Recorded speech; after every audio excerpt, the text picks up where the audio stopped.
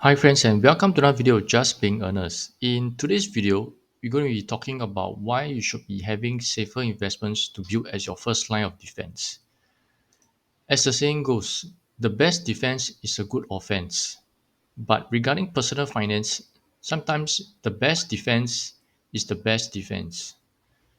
The reason why I said so is because for your personal finance, you want to be making sure that you settle your defenders first, which are basically your insurance, and then also putting investments into those that are lower risk before you put those that are higher risk. So in today's video, what I'm going to be sharing about are some of the products that can be considered as your first line of defense for investment side. So this is to assume that you've already settled your insurance and other basic stuff, and then we'll be looking into the first line of defense for investment. And for the first line of defense for investments, you can actually look into the MAS website, and then under MAS websites, they have products for individuals, which are SGS bonds, T bills, and saving bonds. So you can consider this as your first line of defense because these are products being offered by the Singapore government, and essentially these are definitely going to be very safe first line of defense investment for you to have in your portfolio. So here we can see what are the key features of the Singapore investment products, which are SGS bonds and T bills as well as Singapore bonds. I won't be going much about the SGS bonds and T bills because I find them slightly a bit more difficult to understand as compared to Singapore savings bonds. So in my previous video, I've talked quite a lot about Singapore savings bonds and why you can consider having this as part of your first line of defense portfolio is because of the fact that for these investments, it offers you flexible investment period, and then at the same time, you can use either cash or SRS to invest in it. And if you are using your SRS to invest in it, then obviously if you deposit money into SRS, you get to enjoy income tax relief. And then at the same time, if you put your SRS money into these savings bonds, you're also able to grow your SRS money.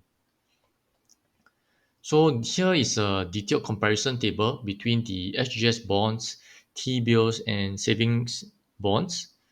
So you can see what are the different factors of these products and what are the things that affects you. So probably the one I will look at is more on the available tenure as well as the frequency of issuance, the minimum investment amount, maximum investment amount, and whether you can use SRS or CPF.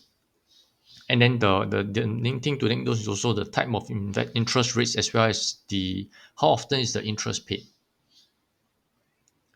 So alternatively, if you so-called feel that you already have a lot of these products already, then you can also consider looking at fixed deposit from banks. So right now, fixed deposit from banks have actually gone up quite a lot.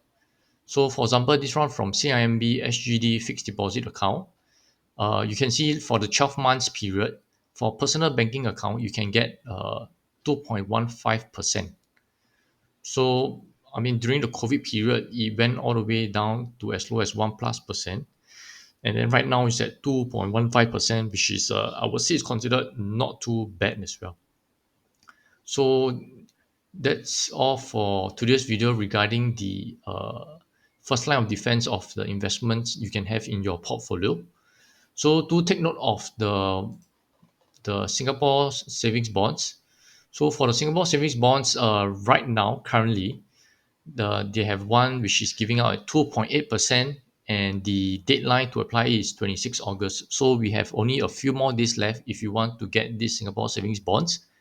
And here are more details about the Singapore savings bonds. You can see the interest rate starts at 2.63% for the first year, and then average out all the way will be at 2.8% over a 10 years period per annum. So to take note of the application timeline and then also the redemption timeline. So that's it for today's video. Hope you learned something new about having your first line of defense. And do always remember to make smarter financial decisions every day. Have a great day ahead and bye bye.